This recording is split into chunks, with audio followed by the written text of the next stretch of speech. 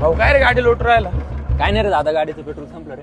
आयला बरं, पंप जवळच आहे इथं, तुला पेट्रोल देतो थोडस, जाईल पाय गाडी पंपापर्यंत. चालेल ना. थँक्यू बरं का दादा. बर बर, येऊ का? हो चालेल.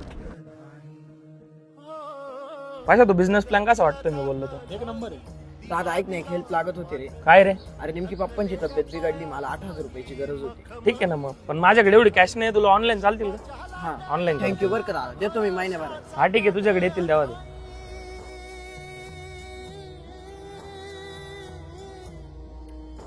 माय आपण एवढ्या दिवसाचे मित्र आहे, मला तुझी एक गोष्ट अजिबात पटत नाही. काय रे भाऊ? अरे तुला ब्लाइंडली मदत करतो यार कोणाची पण. खरंच तो व्यक्ती जेन्युइन आहे का, त्याला त्या गोष्टीची गरज आहे का, तू काहीच पाहत नाही रे. अरे थोडं तरी स्वतःचा विचार करत जाय भाव, कोणी कोणाचं नाही या जगामध्ये. अच्छा, तुला एक गोष्ट सांगू का? जेव्हा माझ्याकडे कोणी मागायला येतं ना, मी ना देवाचे आभार मानतो की देवानी मला देणारं बनवलंय, मागणारं नाही.